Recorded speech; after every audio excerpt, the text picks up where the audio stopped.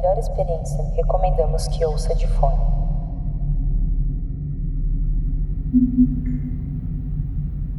Permaneça no sinal para estabelecermos contato.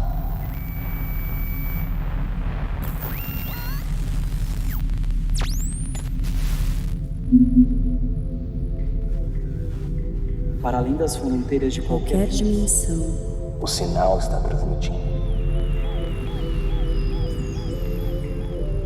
entre as distorções do hoje, E a interferência de ontem ontem e e amanhã. amanhã. o sinal está captando. O silêncio ruidoso dessa frequência. sempre algo escutando. Sempre há luz. Sempre alguém escutando. Aqui, No sinal boreal.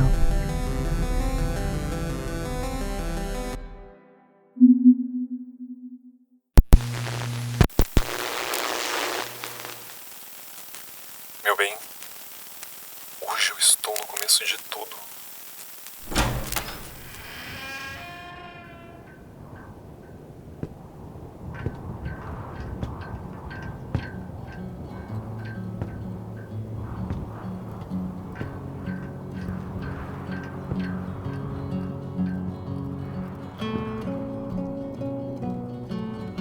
Este é o exato local onde minha mãe deixou escapar o primeiro choro de toda a sua vida.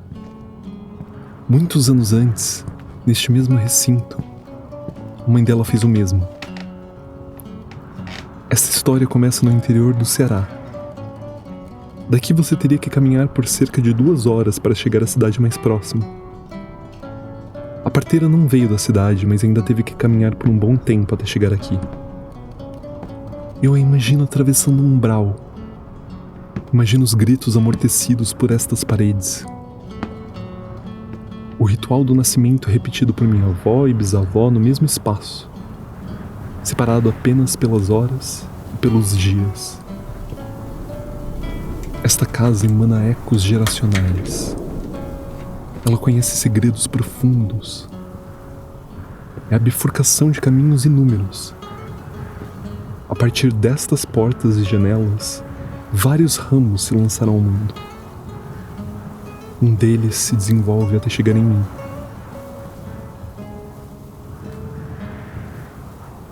Todos peregrinam, todos estão em romaria.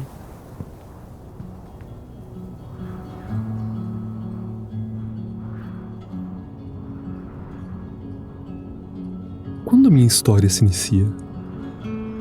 No momento em que a parteira adentra a casa? Na decisão de minha mãe de sair dela para viver sua vida adulta no sul do país? Ou muito antes de tudo isso?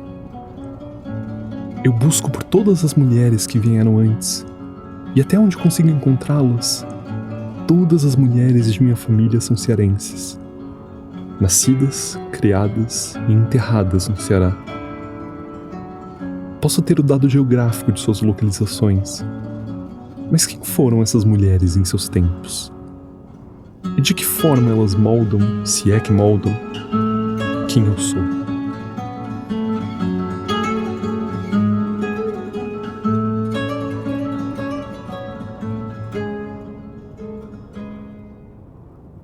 Olho para as molduras douradas, as figuras pintadas com olhos meio doces, meio sofridos, e lembro de todas as mulheres que vieram antes de mim.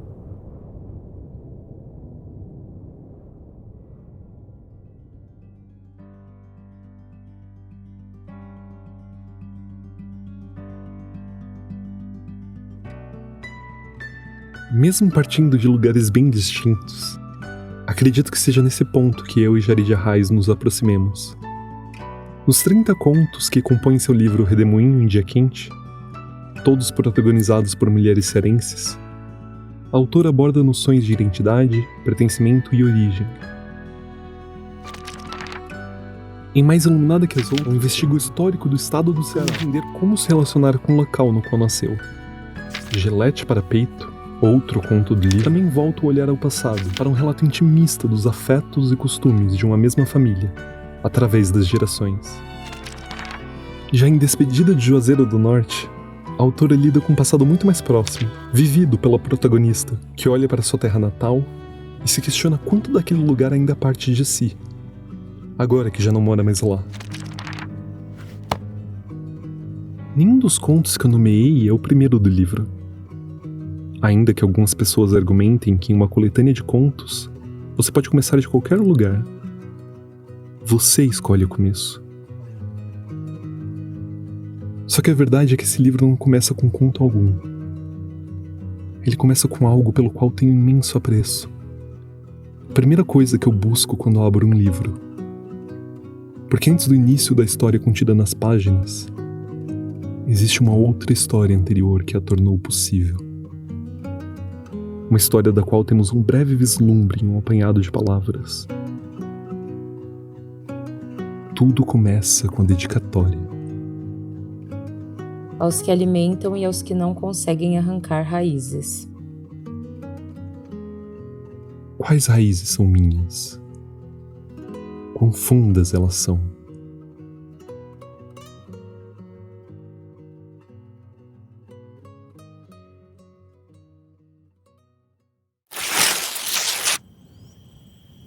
Você disse que eu deveria escrever algo que viesse de meu coração. Assim, muito brega, muito ultrapassado, porque todos os programas turísticos e de fé são sustentados pelas tradições. Eu sorri, compreendida. Escrevi: estamos em Romaria, com pouca fé, mas paixão.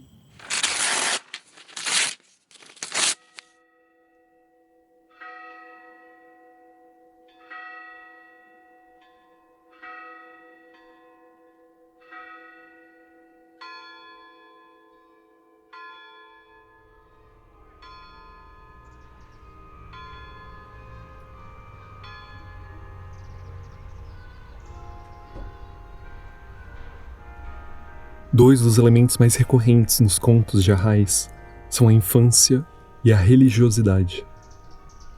Não à toa seu livro me arremessou ao interior do Ceará.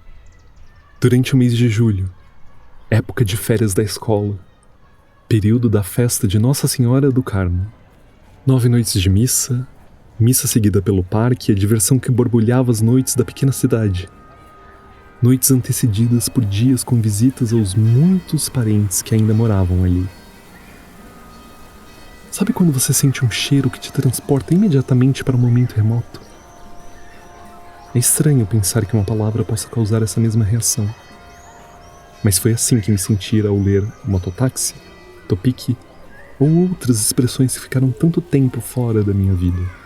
Uma página eu estava sentado numa cadeira de macarrão verde, conversando com minha tia. Na próxima, escutava os zumbidos das muriçocas presas no mosquiteiro rosa da cama do quarto de visitas da casa de vó. E cajuína. Ah, cajuína. Não tinha outro refrigerante ou bebida com gosto mais doce.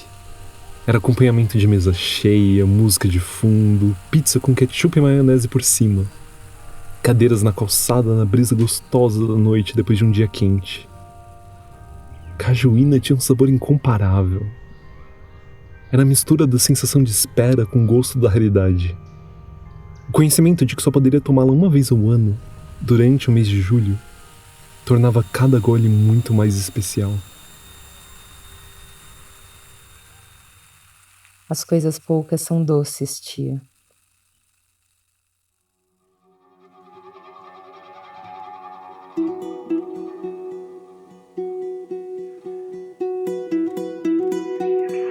A nostalgia pode ter sido uma ótima porta de entrada.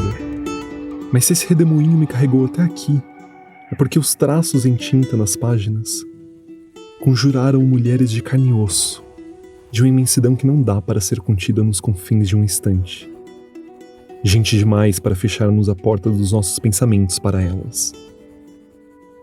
A Raiz é sensível e hábil em captar e traduzir a complexidade humana dentro de situações cotidianas.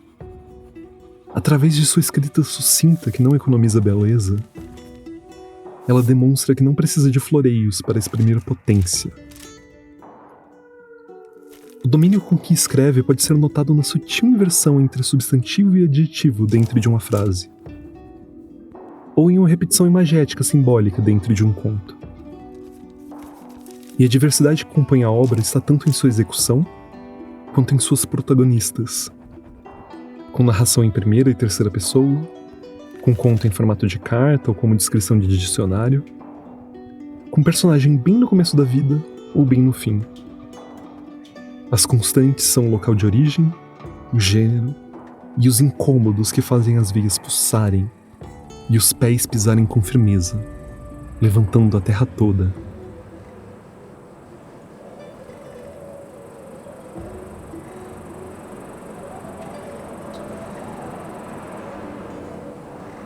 Essa terra pode ter sido de minha mãe e de todas as mulheres antes dela.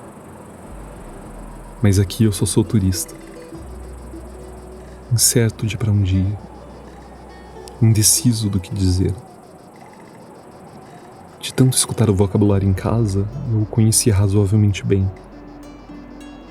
No entanto, não sentia que ele era meu para usar. Manga. Substantivo feminino. Fruta que dá no quintal de vó, para lambuzar as mãos e o rosto enquanto come de tão gostoso que é. Mangar. Verbo que entala na garganta. O mesmo que tirar sarro, caçoar, tornar alguém motivo de piada. Nenhuma criança quer entender na pele o significado da frase "eles estão mangando de ti". Criança não quer ser diferente. Bem, talvez a Renata, que estudou comigo no fundamental, gostasse. Afinal, ela mesma fazia questão de deixar claro que era diferente das outras garotas. Porém, como via de regra, quando se é criança, a gente só quer fazer parte do grupo. A gente quer criar raízes. Curioso que hoje, depois de tanto tempo sem visitar essa cidade, eu pise nessa terra e me sinta um turista de mim mesmo. Em minha mente roda o filme das minhas férias de julho enquanto crescia, e aquele não sou eu. Aquele garoto é só alguém que um dia eu conheci. Agora os tempos são outros, mas caminhando por estas ruas, os olhos que me encaram ainda repetem a mesma pergunta. Ei, tu não é daqui não, hein? Sou eu. É de onde?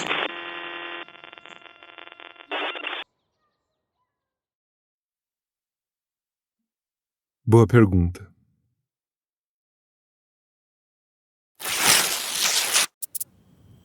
Escrevo tarde. Já passa de meia-noite. Acordei de repente, ouvindo o grito de uma rasga-mortalha. Abri a janela do meu quarto. Não é possível enxergar as estrelas. Tudo parece adormecido em definitivo e nada jamais voltará ao mundo. Tudo fugiu. Meu coração também quer ir.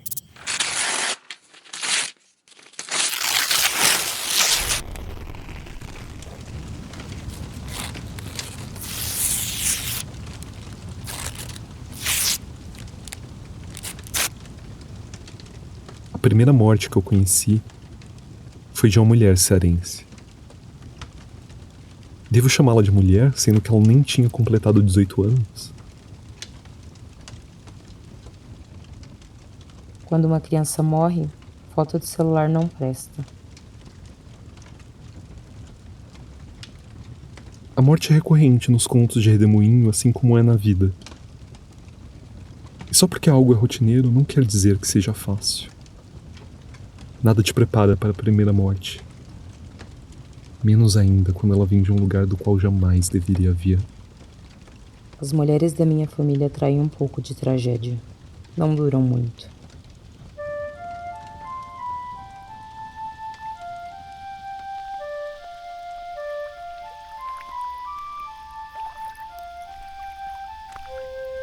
Ela era amiga de uma prima minha. Entre os primos que estavam de visita e os que moravam lá, eu era o mais novo da turma, com 5 ou 6 anos de diferença da maioria. Eu era carregado para os lugares feito pedra no sapato que engancha e não cai, não importa o quanto se sacode. Na sinuca não tinha tamanho para jogar direito, O açude era um acidente à beira de se concretizar. A minha presença tornava qualquer brincadeira menos divertida. Exceto quando ela intervinha e me incluía. Logo ela, que nem era sangue do meu sangue, que não possuía qualquer responsabilidade. Logo ela, para me oferecer o tipo de empatia que Jarid oferece a seus personagens. Para escutar, se interessar e me permitir ser. Ela foi alguém que um dia se importou em conhecer o garoto que só servia para ser um estorvo. Ela até mesmo me presenteou com um apelido carinhoso: Bisque. Eu perguntei para ela o significado e ela prometeu que me diria nas férias do ano seguinte.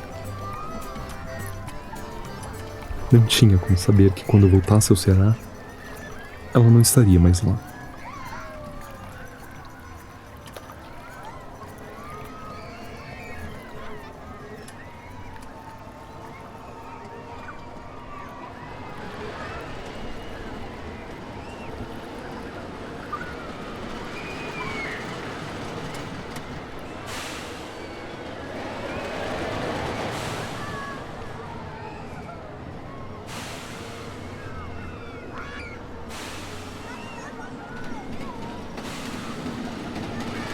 Até quando a noite descia e a missa terminava e os primos se sentavam nas mesas de bar para emular os adultos, ela ainda me cedia mais alguns minutos de vida. Ia comigo até o parque montado no centro da cidade. Ainda lembro de uma noite em especial quando fomos na Xícara Maluca. Nos sentamos na xícara de cor mais chamativa logo antes do brinquedo ser ligado. A xícara ia e voltava enquanto a plataforma rodava. Nesse vai e vem parecia que a brincadeira, e a festa, e as férias, e a infância nunca conheceriam um fim. Enquanto ia girando e girando e girando, envolto pelas luzes do parque e pela gargalhada da amiga da minha prima, da minha amiga, eu não me sentia um estorvo, ou um turista, ou um pirralha. Eu me sentia gente.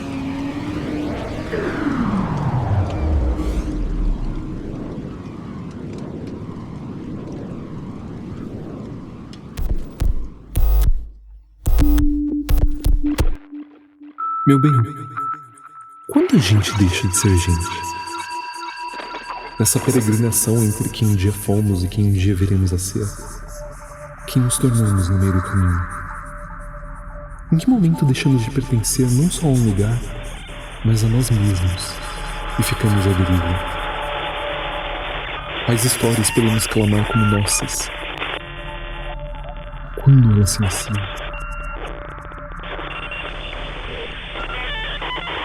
Eu carrego em mim perguntas o suficiente para encher páginas e mais páginas. Há folhas escapando dos bolsos de cada peça de roupa que possuo. Eu rabisco angústias e impressões para serem recitadas em uma frequência secreta, na vã esperança de que os ouvidos certos possam escutá-las. Eu falo de histórias inventadas por outras pessoas, por não encontrar as palavras certas para contar a história que pertence a mim. Uma história que começa numa bifurcação de fins. Finais estes que me lançaram em uma viagem diferente de qualquer outra. Viagem esta que me trouxe ao hoje. Aqui. E que lugar é este em que eu me encontro? Se você estiver me escutando, meu bem, eu só posso torcer para que você se importe o suficiente para me perguntar algo do tipo. E eu te direi que a resposta não está dentro de um café, ou na praça de alimentação de um shopping, no topo de um prédio que hospedou um ator famoso, nem na casa em que minha mãe nasceu. Porque essa viagem que eu fiz não se mede em quilômetros, mas em horas e dias. Porque a pergunta, meu bem, não é onde. A pergunta é: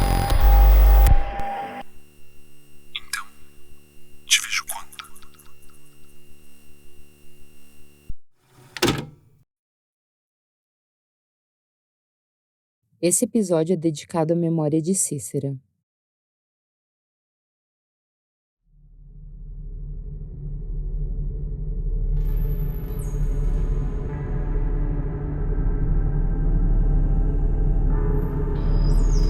Acredite que o encontro entre ruídos não é por acaso.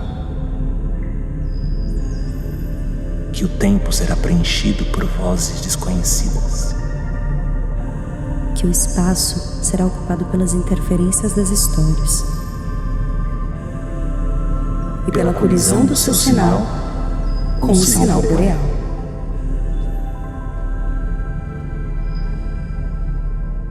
Com roteiro e narração de Demétrio Alves, edição de som de Aline A. Dias e supervisão geral de Daiane Trevisan, esse episódio contou com as vozes de Daiane Trevisan e Maria de Fátima, e trechos do livro Redemoinho em Dia Quente, de Jarid Arraes.